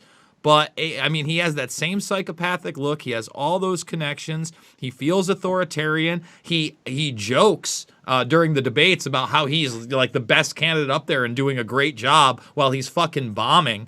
And if you look at some of the suits that were brought up against him, basically firing pregnant women that wouldn't fucking have abortions and shit. He just seems like that straightforward, sociopathic guy that has one goal, and it's for him and his cronies in the Good Guys Club, which he was a part of with Soros, Bill Gates. Schmidt's missing from that one, but you have some of the other greatest hits He's on there. Bilderberg, that's why. Yeah. You got Buffett in the Good Guys Club. And you look at that, and of course, Oprah. I don't want to forget Oprah. Oprah and Bloomberg are tight. They're like fucking peanut butter and jelly over there. I guess it's so gross. Yeah, those are your buddies. I mean, if you think about it, Roy Cohn, he did his dealings with the mafia. He had his clientele. He had his Stone connections, obviously the Trump ones, the gambling ones, all that. He raped underage boys and, But you look at Bloomberg, and I feel like Bloomberg, Lord knows what he does in his bedroom, but you look at that top tier of people that he's colluding with, and he's with that foundation class, right? The ones that go beyond the tax realms, that can shield their true intentions like the Bill and Melinda Gates Foundation do by funding the media. If you haven't seen Tim Schwab's 2 articles on that, I encourage people to check it out. So to me, Bloomberg's a really dangerous guy, too. He's a guy I could see somewhere in the Biden administration. Yeah, totally. Hey, it's worth pointing out the whole red mirage, blue shift narrative that's being promoted so much around Election Day right now about what's going to happen, and it's going to look like it's Trump, and then the mail-in ballots are going to roll in and throw it for Biden, which obviously is a recipe for chaos. That originated with a data firm that was literally created out of whole cloth just a few months ago by Michael Bloomberg, 100% funded by him. And then their big thing was to seed that narrative of the red mirage and the blue shift. Around the same time the Transition Integrity Project was set up, right? So, it's just a different arm of this whole thing that they've already created a narrative in order to create a situation where one candidate's it's gonna look like they win, and then the other, it's gonna be thrown by some weird circumstance, the blue shift, whatever, to the other candidate, and then the original candidate that looked like they were gonna win, the red mirage, Trump in this case, right? His supporters will obviously be like voter fraud, mail-in fraud. And then you're going to have both sides arguing about who's in power, and the whole scenario that these people want to create is either that the president and the vice president are chosen by the House of Representatives and the Senate respectively, or that there is no president-elect on Inauguration Day, and then it's unclear what the military would do in this situation. All of these simulations from these guys and in their documents and whatever from their think tanks and crap all hint that, the military might have to step in. And, I think it's no coincidence that they're, throwing that out there. And that's the same time when Operation Warp Speed's supposed to go live, courtesy of the freaking military. Scary. I really hope they don't coincide with one another. Because, I mean, obviously you could construct a nightmare scenario where the military just decides maybe the House and the Senate don't decide. Maybe they throw them for a full loop. And maybe Hey, who knows, right? Yeah, Mhm. it's everything's on the table. And then if, you talked about the terrorism aspect, God forbid we were hit with some kind of a biological weapon. Well, we already have the infrastructure for contact tracing, and we already have the infrastructure for producing ventilators and all this other military stuff. We could really see a COVID 1984 2.0 scenario that could Yeah, be they've said this though. I don't know if you've seen this, Jason, but Bill Gates and the 2.0. like globalist think tanks like the Yeah. Council of Europe or whatever have said after COVID-19 comes pandemic 2, which is a bioterror attack. And they've been saying this whole time. And the same people, DHS says, the next 9/11 we're on the doorstep of and we're see it building and we can't stop. The whole people that are seeding this whole bioterror attack narrative say it's going to be neo-Nazis, white supremacists, and stuff like that, right? I mean, it is really unfortunate, but I think we have to keep in mind the timing of this electoral chaos and the fact that Operation Warp Speed, the date they say for it going live is January 2021. So if you're voting for Trump because you think he's not going to mandate vaccines, why is that? Why did they choose that month? Why did the national security state, which is running Warp Speed, choose January 2021 when all of this chaos that we're being told is imminent, right? And starting today and going to go on for 11 weeks, it's going to be at its craziest in January, obviously, based on what we know, unless there, is some sort of bioterror event before then or whatever they have in store, or some cyber attack or whatever, all this stuff they've been saying is going to happen. I mean, they clearly chose that month for a particular reason. And Inauguration Day is at the end of January, basically, January 20th. So will Operation Warp Speed go live before that? I don't know. I mean, you already have Pfizer manufacturing hundreds of millions of doses already for their vaccine, or hundreds of thousands, sorry, for their vaccine, and it hasn't even been approved yet. And they expect, they say, the end of November, the end of this month, the Pfizer candidate will be approved, right? But they've already started manufacturing for it, and there's this January end date on it. We have to keep that shit in mind. Maybe it's not even about us thinking, oh, we can, fight back against mandatory vaccines or avoid warp speed through the election. Why did they choose that month in particular? I mean, when all this chaos is supposed to be at its peak, per what we've been told, this is something to keep in mind. And why I keep stressing the need for us to, as individuals, to start doing stuff in our communities and not to hope that the government will ride to the rescue or some politician's going to ride to the rescue. You need to make plans with your community and your neighbors and your neighborhood or whatever, your network, support network, about what you're going to do in a lot of these situations that the media is saying are inevitable or likely to happen or going to happen or however they frame it, right? I mean, I think that's where we have to have our heads at this point. From the moment that I started Slow News Day, and there may even be people watching right now that were with the show back then, the one thing that I've tried to stress to everyone is that we have to, this is going to echo what you're saying, and I'm glad you said it, you have to make your community as sustainable as possible. You've got to make it so that you are as least reliant on a governmental system or a corporate structure as possible, because it's gonna get really fucking rough really soon. And there's a number of different ways that I think that can go about. But one of the first is that people have to ditch this idea that their neighbor is somehow the bad guy because of who they voted for. 100%. Thank you, Steve. Mm-hmm. When you play into the hate thy neighbor shit, all that does is reward the national security state. All it does is reward the existing power structure, and the existing power structure is designed to fail you. That's what it's supposed to do. If you are on the outside of the existing power structure, if you're not already in the fucking club, it's designed to fail you. But your neighbor should be able to help you to the extent that your neighbor can help. And that's something that people really need to focus on, because again, like, there's no things are going to go back to the way they were. And that's what everybody keeps saying around Joe Biden, too. Like, we're going to get back to where it was before Trump. Those are the exact same conditions that gave you Donald Trump. Well, let's talk about Donald Trump because of the way it was before Donald Trump. Do you not fucking understand that? Well, when you were talking about the neighbor aspect of it, I think it's really, really important, especially to go back to the Occupy movement, right? And that mantra of the 1%, we're coming for the 1%. I keep trying to point this out. Most of us that were educated in this country, you were in a classroom of 30 to 40 people. That's roughly 2 classrooms, and usually there were 2 or 3 depending on the size of your school. 1 out of 150, 100, 200 of those kids are not the fucking elite. They're not the people running the show. And it should alarm you that when they even talk about these tax hikes, they go, listen, if you're making under $400,000 a year, you don't have to worry about these tax hikes.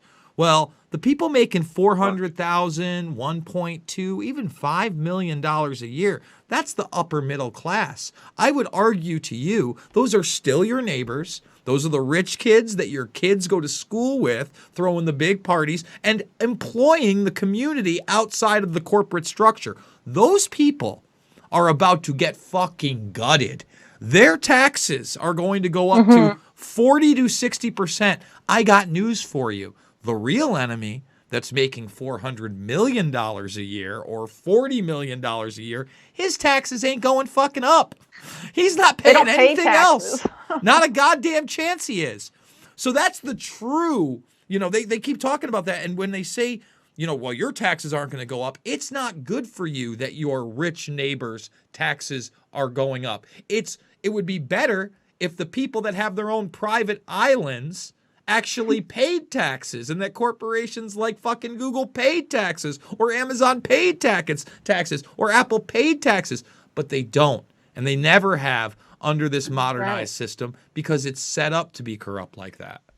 Hey, really quick, because I'm going to have to go out in a little bit. Some stuff happened while we were live, so I just want to throw it out there in case you guys want to discuss. BitChute taken offline, totally deplatformed, pulled out by the roots.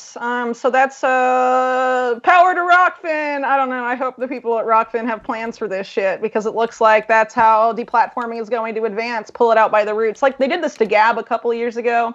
In case people remember. Another thing, David Icke deplatformed from Twitter just now. You were talking about earlier, Jason, his account was deleted today, just an hour ago. And the New York Times tweeted out an hour ago, the role of declaring the winner of a presidential election in the U.S. falls to the news media. The broadcast networks and news outlets have vowed to be prudent. Here's how it will work.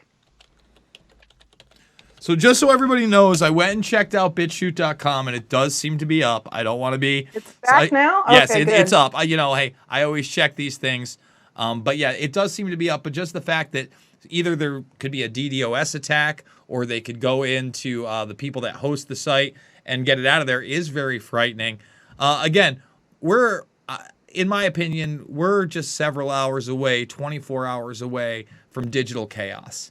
At the very least, whether we see, outward physical chaos, rioting, looting, the digital chaos is obviously on the way. I think, again, today when I was in the back end of YouTube, I'd never seen it act like that. And you'd be hard-pressed to convince me it's not acting like that because they are putting their measures in place to immediately silence anything out of the mainstream narrative of what they want to declare after this is all over. And thank God for Rockfin. I am going to premiere this on YouTube after the fact, basically because we didn't really call any winners. Is this harmful content? Can we talk about the election, pre-election YouTube? Can we talk about the war games? Can we talk about... Google says no because we said bad things about Google, so... Just by nature of the 4 of us getting together, that creates harmful content in the eyes of Google. I did see Whitney... paper mask of Eric Schmidt's face. Right? I did see that the New York... I just saw on Twitter, the New York Times deleted that tweet, by the way, a couple of minutes ago.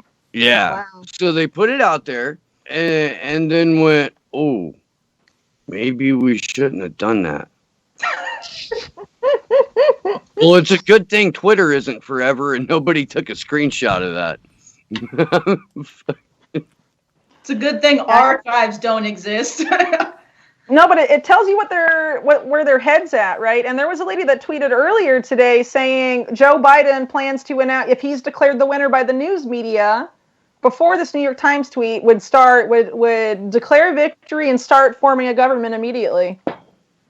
So, I mean, the New York Times is basically showing like that's a plan, and are they going to coordinate something? I mean, obviously that's another way besides the whole red mirage narrative to totally upset Trump's base and Trump supporters, get them in the streets, which is exactly what these national security people want for their new war on domestic terror, right?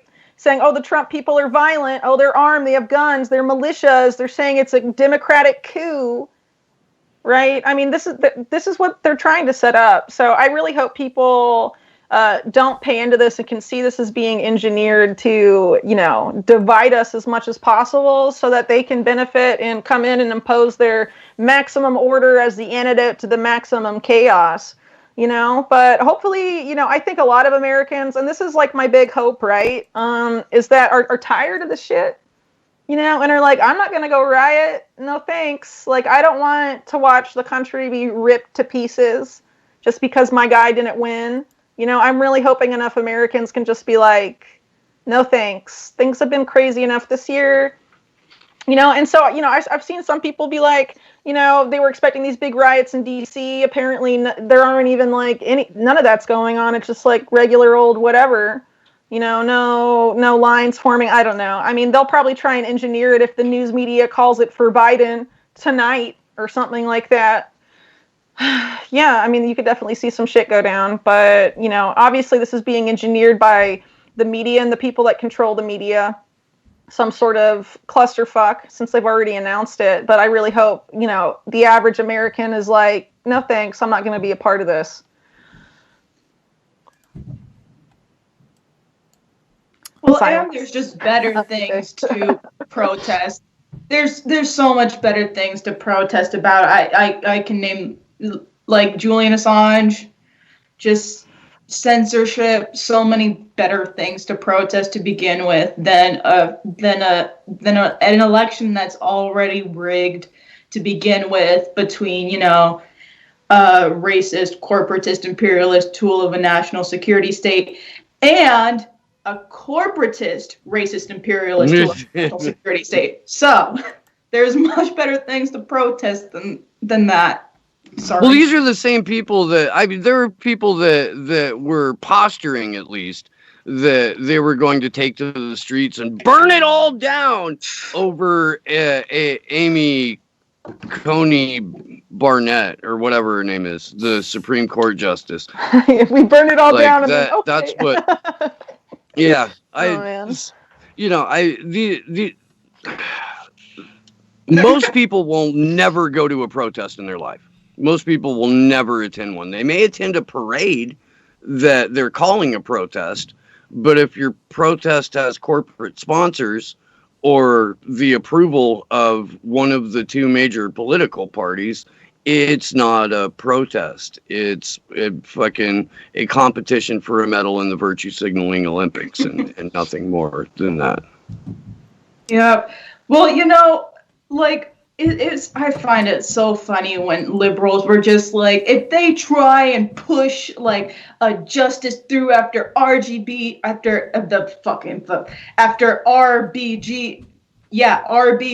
death, we're gonna burn it down. There will be riots. I'm like, oh, sweet.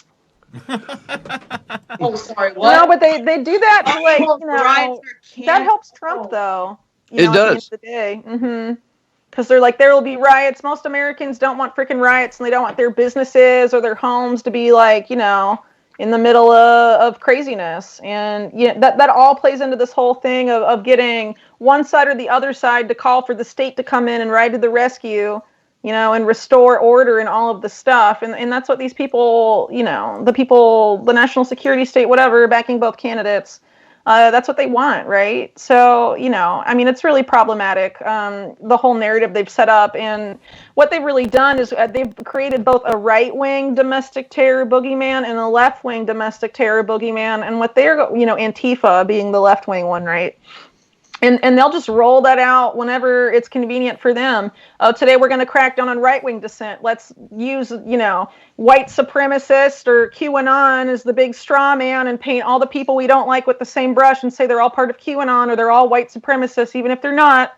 And, they're a domestic terror threat, so we have to do something. And then the left wing, oh, well, Antifa did this. And so now we have to get all the people that on social media said they oppose fascism because they're Antifa then. And that's where this shit is going at some point, because this is all predictive policing bullshit that they're going to use to clamp down. So your social media history, what you text to your friends, whatever, I mean, they're going to roam all that data with AI and be like, well, this person seems to be a critical thinker and they have no place in our transhumanist future slave society. So are they Unleash Antifa the or are they a white pre-crime unit? supremacist? Yeah, basically.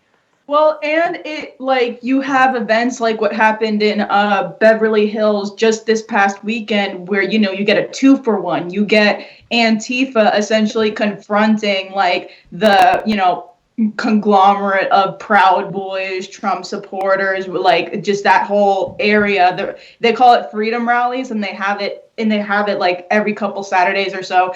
And you get those major clashes, which are just completely exacerbated by the police as well, because they'll be batoning people through the whole thing while you have coked up Trump people fighting the black bloc, and it just manufactures so much discontent for the other side. I understand where the absence of patience comes from. I understand where you feel the need to punch a bootlicker, but at the end of the day, we're better off teaming up with these people against the national security state than constantly fighting each other and learning to hate each other more and more. So, well, these are essentially cutouts, right? These are essentially prop organizations used to further divide people, to paint people further into one corner or another of support,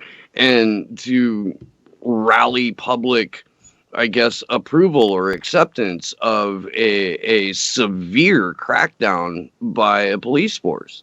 And again, man, I'm sure that there are genuine people who go buy a pair of black skinny jeans and dye their hair purple and call themselves Antifa.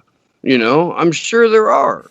I'm sure there's people at a Walmart right now looking for the right color beige so they can buy some new slacks and go be a Proud Boy.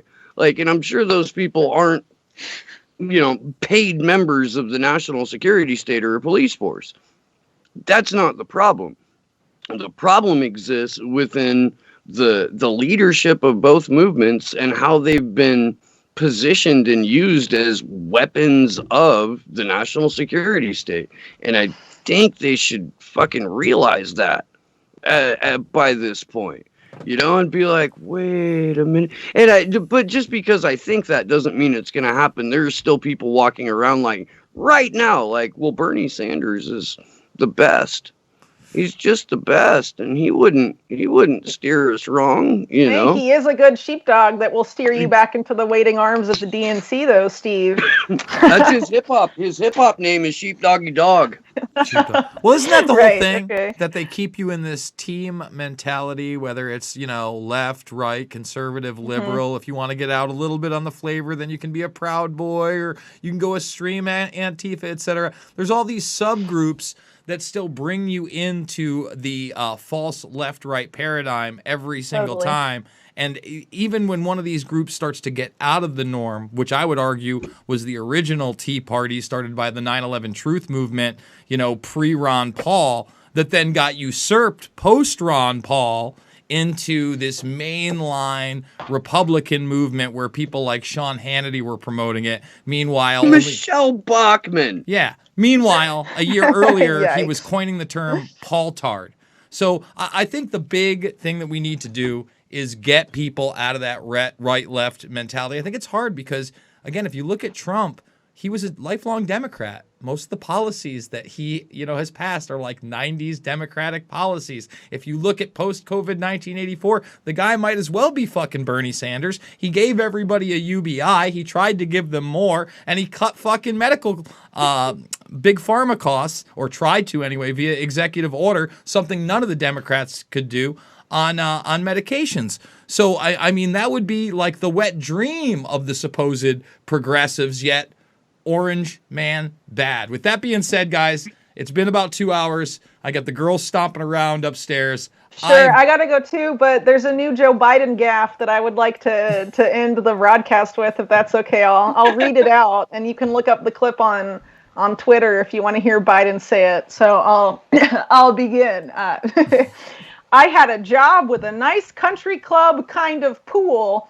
as a lifeguard. I played ball with a lot of great black athletes, but I didn't know them. I mean, we knew each other. They were friends, but I didn't know them. And it was a great education. It was like the Green Mile. and this is when Biden was asked about making remarks about his return back home after voting. And listen, just so people wait, just so people understand how offensive that is, who have not seen the Green Mile. The black man that is portrayed by Michael Clark Duncan in that film is portrayed as, I would say, a trope of, loving, like, low IQ black men during slavery or just post-slavery. That's basically what the character is. Like this down-home country person talking like this with a heart of gold.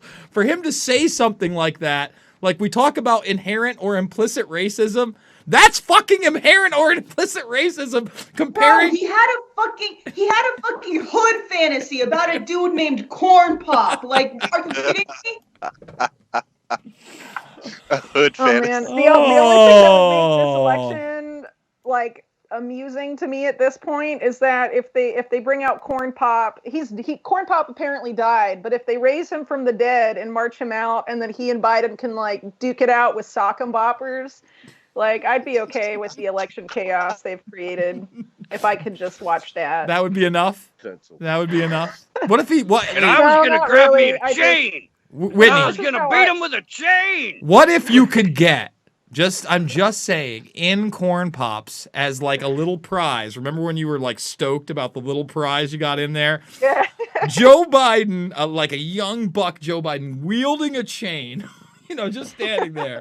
And then on the other side, I would be fucking terrified. Some dude in a leather jacket and assless chaps, because that's the kind of guy Corn Pop is, with a Corn Pop head as the other like big toy. And then you could have Corn Pop's crew, because he ran a bunch of bad boys, and you could just have Oh my god. All right, guys, I really do got to pop off. It wasn't terrifying. Steve, Whitney, guys, thank you guys. I guess we'll see each other on the other side of hell. Yeah. I mean, if there's still an internet in a few days, see y'all soon. If not, when the Silicon Valley smoke clears or whatever, I don't even know what the fuck's gonna happen. Just when things stop being a little less clownish, hopefully. Yeah. All right, I'm gonna stick around for about 5 more minutes on my channel and close out. But all right, thank guys. you both. This has been a hell of a way to pass part of election day. All right, I love you guys. See you guys soon. Thanks. See y'all. So there you go. Thank you, Rockfin, for 250 plus strong at our peak. We got to get more of this going. Remember, I am live on this platform exclusively 11 a.m. Monday through Friday. That was a really fun show. I'm going to go edit out the beginning there, and I'm going to post it over to YouTube as a possible harmful content premiere. Oh, no! But I do want to remind everybody, 2-hour broadcast. Yes, if you're a premium member on Rockfin, thank you for supporting me. But the main way we do it is the GoFundMe, $5, $10, $15. Big donors. You mean the world to me.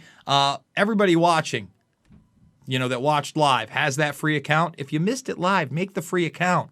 Join the fun. Rockfin is a platform for free speech. Check out all the documentary films for free in the playlist section. Loose Change, Final Cut, Fabled Enemies, Invisible Empire, A New World Order Defined, and Shade the Motion Picture. And there it is, right there. That's the YouTube channel that could be gone tomorrow. Who knows?